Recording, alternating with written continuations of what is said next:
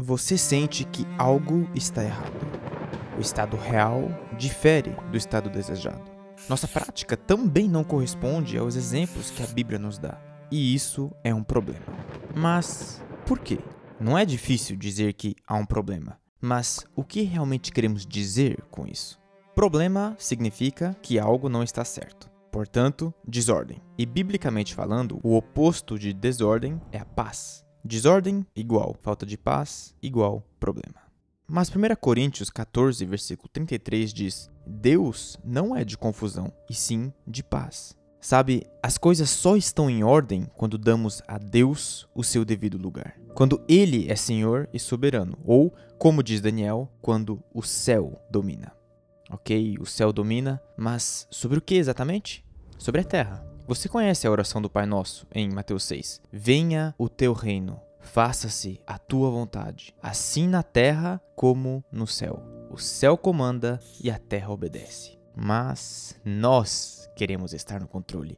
E isso é um problema, é desordem. No entanto, nosso Deus é um Deus de graça que quer nos dar paz. Ele quer reinar, pois sabe que isso é também o melhor para nós. Ele quer ordem. E para despertar a nossa atenção e restaurar a ordem, ele se revela a nós. E ele faz isso de duas formas: por um caminho espiritual e por um caminho material. O caminho espiritual consiste em Deus usando um espírito humano, um servo escolhido. Os profetas, no Antigo Testamento, por exemplo, sempre comparavam o estado das coisas ao seu redor com o estado ideal, o alvo. Por exemplo, em Deuteronômio 26:15, Deus havia prometido uma terra que mana leite e mel. Mas o profeta Isaías diz: a vossa terra está assolada e vossas cidades consumidas pelo fogo. A terra se acha devastada. Por causa da desordem entre o povo, de pecados não confessados e etc., a promessa de Deus estava longe de ser vista. A realidade não correspondia com o ideal. Ok, mas por que esses exemplos são importantes? Porque eles nos dão uma chave. Podemos nós usar a mesma fórmula e assim julgar corretamente o estado da igreja hoje. Lembra de Gideão no primeiro vídeo? Ele também fez essa reflexão. Vamos para alguns exemplos, tendo sempre essa fórmula em mente. Logo no início da era da igreja, jovens cristãos enterraram os corpos de um casal que caiu morto aos pés de Pedro. Por quê? Porque esse casal tinha mentido. Hoje, jovens cristãos assistem a vídeos de sexo ilegítimo semanalmente e ainda encontram prazer nisso. A história da igreja está cheia de pessoas que literalmente sacrificaram suas vidas pelo rebanho. E hoje em dia, o trabalho pastoral, no sentido bíblico, é quase inexistente. Para os primeiros cristãos, o casamento era sagrado. Mas hoje em dia, as taxas de divórcio entre os cristãos são tão altas quanto entre os não crentes. A oração era o pilar da igreja. E hoje, em média, menos de 10% dos cristãos dizem que frequentam reuniões de oração. Nós conhecemos toda a história e o dia a dia do nosso time, mesmo os detalhes menos importantes, mas mal entendemos as lições morais por trás das histórias bíblicas e muito menos as doutrinas do Novo Testamento. Não conhecemos as grandes coisas que Deus, em sua graça, já fez ao longo da história da igreja. No início, a igreja era unida, um alvo e de um coração.